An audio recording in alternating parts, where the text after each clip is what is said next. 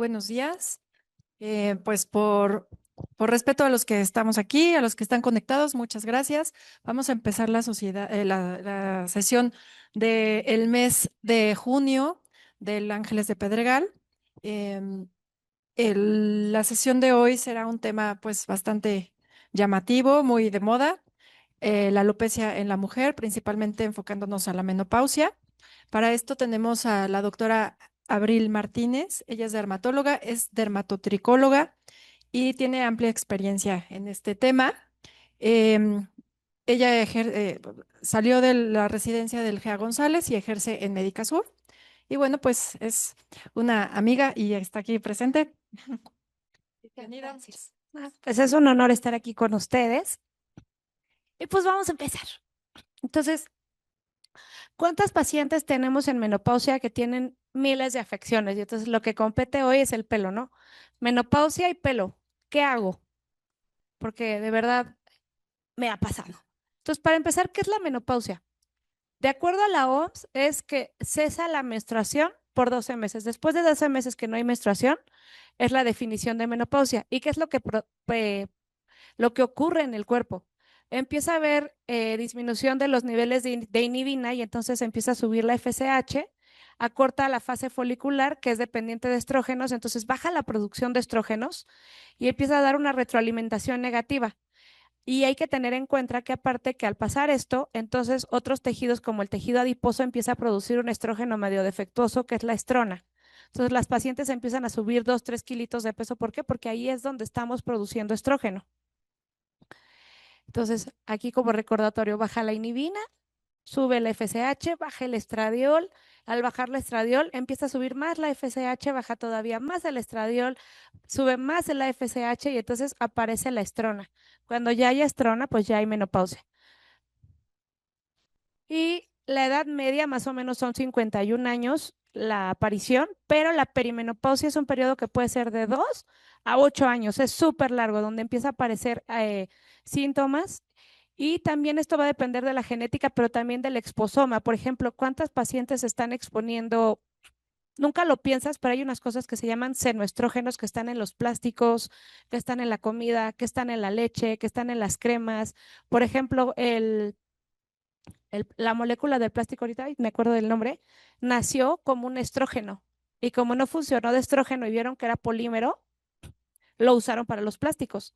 Pero en todos los plásticos todo el tiempo se están liberando senoestrógenos que detonan este tipo de fenómenos de menopausias tempranas o pubertad precoz. Hay un montón de cosas. Entonces, si tienen toppers, cosas así, pacientes con perimenopausia, recomendarles quitar los plásticos, quitar el teflón, todo lo que sean fuentes de senoestrógenos, la lavanda también es senoestrógeno. Entonces, empezar a tener conciencia de todo lo que nos estamos exponiendo que no, o sea, no se cuestionan por qué tengo tantas pacientes que empiezan menopausia tan temprano o niñas con quistes.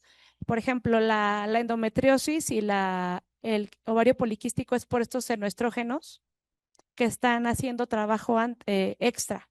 Entonces, empezar a pensar a qué se está exponiendo mi paciente. O sea, sí le voy a dar tratamiento, pero ¿qué está comiendo? ¿Cómo está comiendo? ¿A qué se está exponiendo? Todo tiene que ver. Entonces, bueno, el exposoma, la radiación UV, si se pone hormonas, si fuma, si no duermes. ¿Por qué? Porque aparte si tú no duermes bien, hay una cosa que se llama secuestro de cortisol.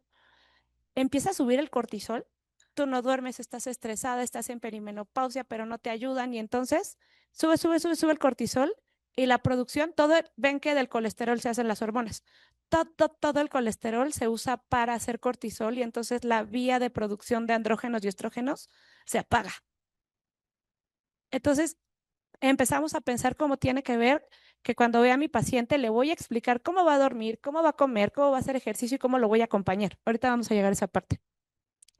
Entonces, pues sí, todo el mundo dice, sí, menopausia, pero agárrate. Este periodo de premenopausia, perimenopausia y posmenopausia es todo un problema para las mujeres porque les cambia el pelo, empiezan a subir de peso, están cansadas, osteoporosis. Entonces, es empezar a pensar en global cómo voy a ayudar a mi paciente, no solo como lo que me toca, sí lo que me toca de mi especialidad, pero todo lo que yo pueda mejorar o acompañarme de otros especialistas para acompañarla, porque vas a acompañarla por lo menos 10 años en lo que se establece la menopausia y cómo la acompañas a vivirlo mejor. Entonces, síntomas de perimenopausia, se supone que solo el 80% de las pacientes tienen, más bien el 80% no tiene síntomas o tiene síntomas suaves, no estoy segura, y el 20% sí tiene síntomas súper serios y durante 10 años. Bochornos, falta de sueño, cansancio, sudoración, alteraciones del sueño y aparte hay grupos de riesgo. ¿Quiénes son los grupos de riesgo? Las latinas, afroamericanas, mujeres con sedentarismo, índice de masa corporal alto. ¿Por qué? Todo tiene que ver con la resistencia a la insulina. La insulina llega y entonces inhibe una fase de producción de estrógenos y todo se empieza a volver testosterona. Y aparte se une al ovario, a los receptores de LH y empieza a producir más testosterona. Entonces, la insulina es androgenizante. Entonces, si ya estás en perimenopausia, que de por sí bajan los estrógenos, y luego tienes resistencia a la insulina, esa insulina va a hacer que se te caiga más el pelo y que tengas más alopecia androgenética, por ejemplo, porque te está androgenizando. Entonces, tú lo que tienes que tratarle a todas las pacientes, no se confíen en la glucosa, pídanles insulina. Y van a ver insulinas de 20, insulinas de 30, le sacan el HOMA y esa mujer necesita metformina. Le empiezas metformina tú y la mandas al endocrinólogo, pero empiezan a hacer y se van a sorprender. Todas tienen resistencia a la insulina. Entonces, por ende, están androgenizadas. Pero es por la insulina, no porque, no hay que buscar ahí. Entonces, también otras pacientes de riesgo las que usan moduladores selectivos de estrógenos o las que inhibidores de aromatasa, las que han tenido cáncer y usan esos medicamentos. ¿Y qué puede haber? Síntomas geniturinarios, palpitaciones, cefalea, dolor articular, mastalgia, dispauremia, aumenta el riesgo de aterosclerosis, de osteopenia. Entonces, está divertido. Entonces, ¿qué es lo que ocurre a la piel? Vamos a la piel. Los niveles periféricos de estrógenos bajan y fluctúan de normal a bajo. Entonces la piel se empieza a secar, el piel se empieza a caer y aumenta la aromatización de andrógenos.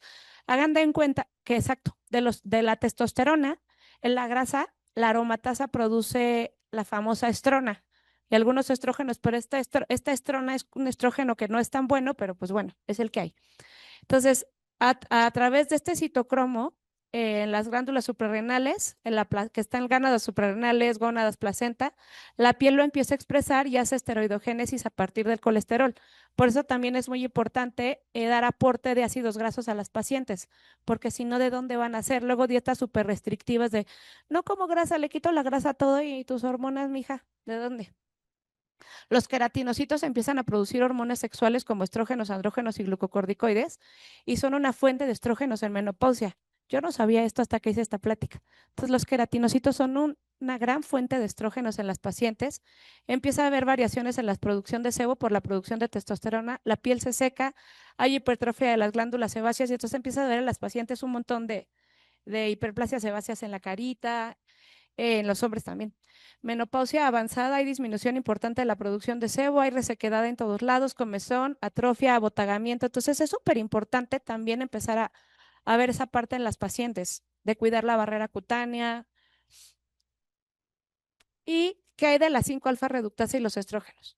Recordemos que de la tipo alfa reductasa hay la tipo 1 que está en la piel, glándulas sebáceas, sudoríparas, queratinocitos y fibroblastos, y la tipo 2 que está en la piel genital y en la vaina reticular interna del pelo. Entonces, saber que los estrógenos alargan la fase del pelo. Entonces, si yo no tengo estrógenos, ¿qué va a pasar? La fase de anágeno, que es la fase de crecimiento del pelo, va a bajar y el pelo pues se me va a caer, se va a empezar a caer. Además de que los estrógenos estimulan VEGF en el folículo piloso. Y también hay otra cosa muy interesante que es la actividad neuroendocrina de la piel. Entonces, el 50% de la testosterona total viene de la piel y tejidos periféricos y las células estromales y el tejido adiposo hacen la aromatización. Entonces, empezar a pensar en la piel como una gran fuente de hormonas. Y está aquí la famosa DHA. ¿La han visto o han visto que médicos funcionales la recetan o luego la recetan para en perimenopausia? Porque el DHA es el precursor de otras hormonas. Entonces empieza a subir la de hidropiandrosterona y es la fuente cardinal de estrógenos y andrógenos. Los cebocitos la convierten en testosterona y la 5-alfa reductasa la convierte en DHT. Entonces empiezan a subir los niveles de DHT en el pelo y eso también es androgenizante y hace que el pelo se caiga. Entonces, ¿qué le pasa al pelo? Empieza a haber un efluvio telógeno por las variaciones hormonales y entonces El ambiente inestable hormonalmente hace que la fase de anágeno se acorte porque a veces le sube el estrógeno, a veces le baja, a veces sube la testosterona. Entonces, aunque tú le das tratamiento al pelo, la paciente se le cae, se le cae, se le cae. ¿Por qué? Porque necesitas primero estabilizarla hormonalmente para poder ayudarla. Entonces, por eso necesita el dermatólogo hablarle al endocrinólogo o a un ginecólogo que sí tenga esta sensibilidad para menopausia, porque no todos los ginecólogos ven menopausia. Entonces, encontrar un especialista con el que puedas trabajar de la mano para llevar a la paciente, pues bien. Entonces, ¿qué empieza a pasar? Disminuye la población de células madre en la papila del pelo. Hay un tallo piloso distrófico. Las pacientes te dicen, es que me crece como tieso o me crece raro o no está bonito y entonces empiezan a querer ir a que les hagan alaciados permanentes o cosas porque no se pueden peinar. ¿Por qué? Porque esta parte hormonal hace que el pelo salga distrófico. Hay una piel cabelluda seca, hay tricodinia, que quiere decir dolor de la piel cabelluda. Llega y le dice, doctora, es que me duele el pelo, está súper seca, y eso las hace más propensas a hacer dermatitis por contacto, que te dicen, a mí antes mi tinte no me daba alergia y ahora me da alergia. Pero ¿es por qué? Porque no está, hay que restablecer la barrera cutánea del pelo con bisabolol, con shampoos más suaves, o sea, cambia completamente. Se vuelve como una piel de bebé, si lo quieres ver así. Hay alopecia androgenética, ¿y por qué? Por la caída abrupta de estrógenos y el aumento momentáneo de la testosterona. Crecimiento de pelo con patrón androgénico. Me crece pelo donde yo no quiero. Les empieza a salir barbita. ¿Cuántas pacientes en perimenopausia que se sacan la barbita y están ahí haciéndose foliculitis? Entonces, las mandas a depilación con láser. Estrés oxidativo no reparado. ¿Qué es lo que pasa? Se empiezan a acumular los radicales libres y entonces empieza a haber más inflamación. Pero ahí las puedes ayudar. Por ejemplo, hay dos fases de detoxificación del cuerpo. La fase 1, que es a través de hidroxilaciones, y la fase 2, que es a través de glucononidación. Entonces, puedes apoyar a la paciente en esa fase 2 con superóxido dismutasa, con otros antioxidantes, para que, o silimarina, por ejemplo, el cardo mariano ayuda a detoxificar. Entonces, cuando vean este tipo de pacientes, decir, bueno, vamos a ayudar a tu hígado a detoxificar. Las canas empiezan a aparecer, ¿por qué? Por el estrés oxidativo y alopecia senescencia al mismo tiempo. ¿Qué lo agrava? Hay medicamentos que pueden agravar la caída, como la rosuvastatina, los beta bloqueadores. Entonces, preguntarle a tu paciente siempre, ¿qué medicamentos está tomando? No solo los del doctor, sino los que vio en un podcast, lo que ella decidió que se podía tomar. Hay que preguntarles bien. ¿Qué puede haber? También sangrados vaginales anormales y eso va a causar ferropenia. El hierro es súper importante para que el pelo crezca. Entonces, si mi paciente tiene miomas, está sangrando, no la voy a poder alcanzar hasta que le reponga yo el hierro. También Ozempic, ¿cuántas pacientes están en Ozempic? Y el Ozempic sí tira el pelo. Entonces, decirle, ok, no te lo va a quitar tu endocrinólogo porque necesitamos que estés bien de la resistencia a la insulina. Te voy a dar tratamiento, pero no se va a dejar de caer mientras tomes Ozempic, porque si no creen que tú eres mago o se enojan contigo porque no se deja de caer, pero pues si sigue el medicamento no se va a dejar de caer. O no se toman bien su hormona tiroidea, entonces decirle, a ver, ¿cómo te la estás tomando? O sea, es acompañarlas y revisar. ¿Qué te dice la paciente? El pelo se me está adelgazando, me pica la cabeza, no deja de caerse, no me puedo peinar y no me lo quiero lavar porque me da miedo porque se cae muchísimo cuando me baño. ¿Qué preguntarle? ¿Cómo son tus ciclos menstruales? Pero desde niña, ¿por qué? Porque si tú haces una línea del tiempo, empiezas a ver que estas pacientes tenían dismenorrea desde los 12 años, eran irregulares, tenían algún tipo de androgenización. ¿Y qué creen? Era resistencia a la insulina desde que estamos niños. Por ejemplo, la endocrinóloga de mi hija ahorita ya le dio metformina, porque en la adolescencia estás en una especie de resistencia a la insulina. Y si aparte tú no comes bien, no haces ejercicio, te expones a senoestrógenos y todo lo que está en el ambiente, es la receta perfecta para tener resistencia a la insulina desde chiquititos y androgenización. Entonces, imagínense ese pelo, cómo está desde la adolescencia. Y luego, si tienen quistes en las mamas, ¿por qué? Porque si tienen quistes no les puedes dar finasteride o dutasteride porque sube los estrógenos y entonces les da más quistes. Fertilizaciones in vitro o congeló óvulos, ¿por qué? Esta exposición a hormonas externas aumenta la aparición de alopecia androgenética, pero también de alopecias autoinmunes como alopecia frontal fibrosante o líquido en plano. No sé si han visto pacientes que pierden como la frente. esto está dado por esas hormonas externas. Entonces, preguntar. Suplementación que toma, si se puso un pellet, cuántas pacientes no le van al pellet y no se los controlan bien y entonces tienen exceso de testosterona o mucha progesterona y tienen un buen de granitos, se les cae el pelo. Entonces preguntarle, ¿te pusiste pellet? ¿Quién te lo puso? Si come carne roja por el aporte de hierro, cada cuándo lo lavan o lo pintan, tratamientos cosméticos y pedir de laboratorios ferritina, zinc, vitamina D, pruebas de función tiroidea, glucosa e insulina. Siempre. ¿Qué hacer con los andrógenos? Podemos darles finasteride 2.5 miligramos al día o dutasteride 0.5 miligramos al día. Podemos darles minoxidil 2 gramos al día. Se puede usar aceite de semilla de calabaza o bicalutamida.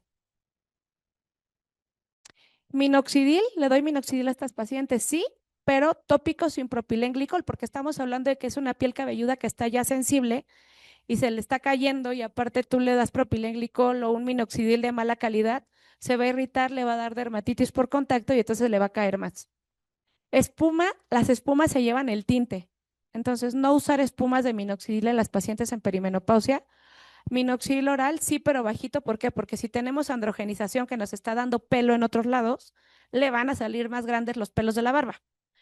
Y la dosis recomendada es de 0.25 a 0.5 miligramos al día. Alargar la fase de anágeno. Habíamos quedado que se acorta esta fase de crecimiento por la falta de estrógenos.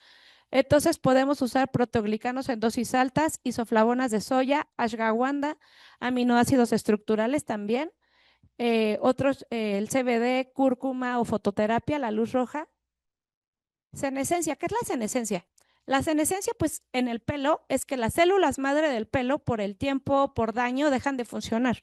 Entonces, a veces es no solo la parte hormonal, sino que ese pool de células madre ya no está tan bueno. Entonces, hay que revivirlas, hay que reclutarlas, hacer todo lo posible para que se reparen, porque ellas son mágicas, se reparan, pero necesitan ayuda. Entonces, podemos usar superóxido de dismutasa a dosis muy altas como Sodimel, o yo no sabía que la farmacia de similares el Sodimel se llama Eternal Secret y cuesta 300 pesos.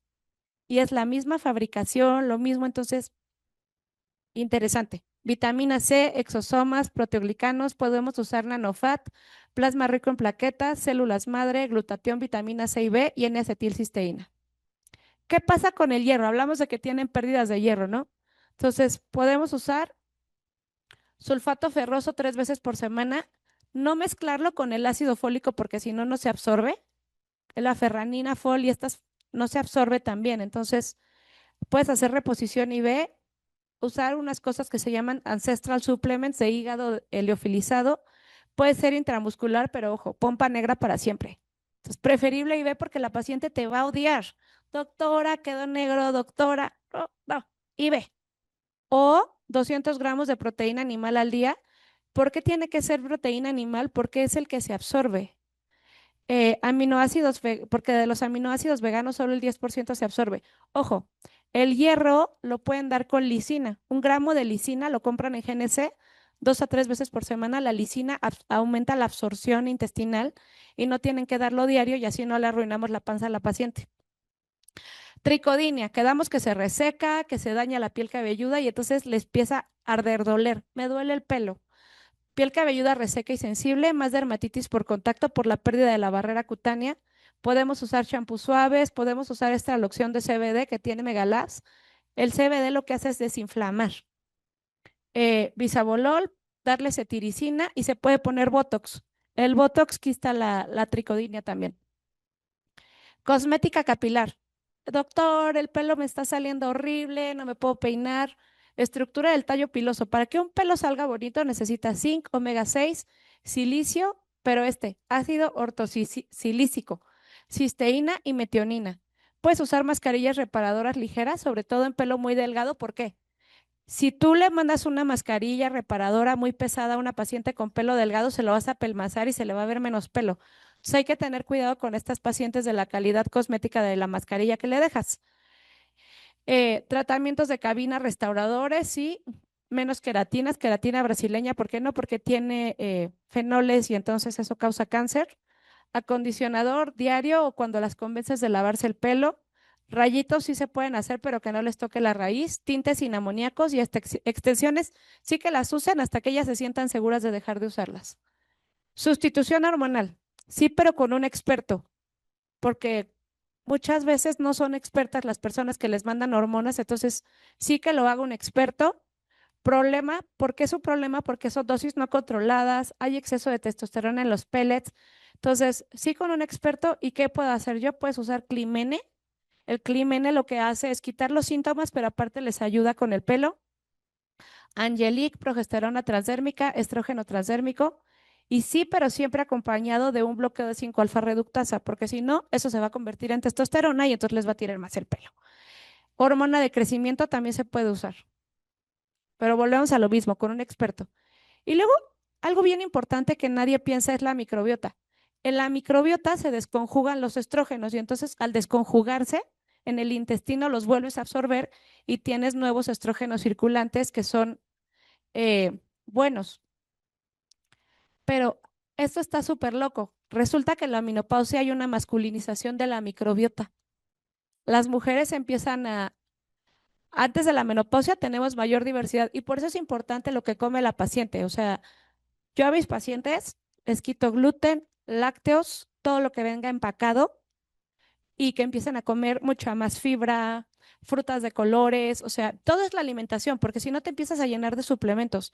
Pero entonces empezar a hacer cosas para proteger esa microbiota. Por ejemplo, no solo es el probiótico, sino el prebiótico. Entonces, un gran prebiótico y que es barato es la inulina de agave.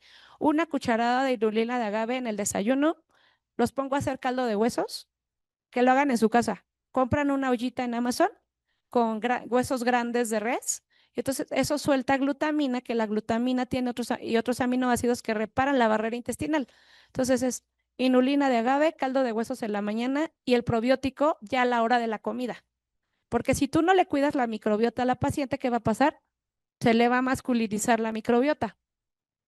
Y entonces resulta que aparte el estradiol y la progesterona protegen la barrera intestinal. Y si bajan, pues también esa barrera intestinal va a estar frágil y te van a hacer intestino irritable y todo lo que viene después de eso. También hay traslocación bacteriana en menopausia, entonces tenerlo en cuenta. Mesoterapia, sí, se puede usar dutasteride mensual, plasma cada 3 meses, exosoma cada 3 meses o micropunciones. Ojo, hay una pérdida de la inmunorregulación en la menopausia, porque los estrógenos son inmunorreguladores, entonces por eso aparecen tantas enfermedades autoinmunes en menopausia. En lo que nos compete del pelo aparece la alopecia frontal fibrosante, que empeora con las hormonas exógenas. Esto que les decía, ellas, las pacientes con frontal fibrosante, no pueden usar pellets, no pueden usar sustitución hormonal, o sea, este es otro punto y aparte. Ahí no hacemos sustitución hormonal, ¿por qué? Porque empeoran. Y aquí hay una gran opción para este tipo de pacientes. Por ejemplo, les decía de la menopausia, en menopausia hay disbiosis. Entonces, el Pantogar tiene Saccharomyces, pero aparte tiene otros aminoácidos estructurales que les ayuda también a que el pelo salga mejor. Entonces, en menopausia, Pantogar es una buena opción y el Spectral Woman, sobre todo en pacientes que no pueden usar minoxidil porque el minoxidil, no sé si les ha pasado que pacientes que usan minoxidil que te dicen es que me da edema palpebral o me da palpitaciones o les da miedo. Muchas pacientes leen cosas y dicen, yo no quiero usar minoxidil porque me da miedo porque va a ser de por vida.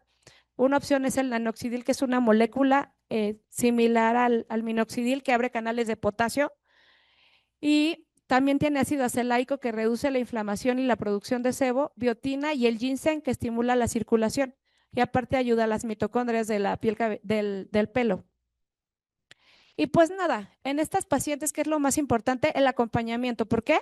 Porque no va a ser algo que se va a resolver en 3 meses. Van a ser 6, 8 años con tu paciente, cómo la voy a acompañar durante la perimenopausia y la menopausia. ¿Va a ser recidivante? Sí. Cuando le cambie el pelo, cuando el cardiólogo le ponga rosuvastatina. Entonces, ¿cómo voy a acompañar a mi paciente? Es muy importante. También estar al pendiente cuando le hacen cambios en la dosis de la tiroides, por ejemplo, acompañarla en la ansiedad y depresión. Siempre tomar fotografías para que la paciente vea que sí está mejor. Porque como empiezas a estar ansiosa o estar triste o decir todo está pasando al mismo tiempo, dices, no, mi pelo no está bien. Entonces ves tus fotos y dices, ah, no, si vale la pena esto que estoy haciendo. O sea, es cómo acompaño a mi paciente. Laboratorio sí, cada 4 meses. Y, por ejemplo, ¿qué tipo de ejercicio? ¿No? Porque siempre te dicen, haz ejercicio. No, nosotros les vamos a decir cómo van a hacer ejercicio, qué tipo de ejercicio vas a hacer y siempre preguntarles, ¿qué está cerca de tu casa? Yo les digo, ¿qué hay enfrente de tu casa? ¿Qué tienes en tu casa? Y entonces, el HIIT tiene un efecto sobre las mitocondrias de los ovarios y en el cuerpo. Ustedes sabían, no sé si recuerden, las mitocondrias se fusionan y hacen una super mitocondria que permite trabajar en el músculo, por ejemplo. Y esto es solo a través de ejercicio. Entonces, necesitamos que las pacientes en menopausia, perimenopausia hagan HIIT y pesas. ¿Por qué? Porque necesitamos, es difícil ganar músculo a esa edad. Entonces necesitamos que ganen músculo. ¿Por qué? Para poderme parar de la cama, para poder hacer el súper, o sea, para seguir funcionando. Entonces es súper importante decir, tienes que hacer pesas o algún ejercicio de resistencia y HIIT. Por ejemplo, ¿yo qué hago? No, es que no puedo, doctora, porque, ajá, en tu cama al lado con la pijama, haces un playlist que te guste y vas a hacer 1 minuto de jumping jacks por marcha 2 minutos, 30 minutos. Ese es un hit súper sencillo. Los pones a hacer sentadillas 1 minuto por 2 de descanso activo, pero algún tipo de hit. Entonces, métanse a buscar cómo hacer hit, pero adaptarlo a la paciente. O sea, no tienes que ir al gimnasio, no tienes que pagar un montón de dinero, no. ¿Qué vas a hacer en tu casa cuando te pares? Es media hora. Entonces, yo voy a acompañar a mi paciente en cómo lo vamos a hacer. Así, yo voy a estar aquí contigo y no te voy a soltar. Y eso empieza por uno. Entonces yo, ¿cómo voy a experimentar conmigo? ¿Cómo me estoy alimentando? ¿Cómo me estoy suplementando? Por ejemplo, la meditación ayuda y está, hay artículos donde la meditación baja los niveles de cortisol. Entonces, ¿cómo la voy a ayudar? Nosotros mismos, ¿cómo voy a no tener secuestro de cortisol? ¿Qué estoy comiendo? ¿Cómo me estoy ejercitando? ¿Cómo estoy durmiendo? ¿Cómo voy a sacar de mi vida personas que me quitan la energía? Todo lo que me eleva el cortisol, lo quito. Y bueno, última comida a las 7 de la noche en estas pacientes. ¿Por qué? Para aprovechar la autofagia. La autofagia es este proceso donde el cuerpo se come todo lo que no necesita o le hace daño. Y medidas antirresistencia a la insulina. ¿Por qué? Porque todas estas pacientes tienen resistencia a la insulina. Y pues listo. Muchas gracias.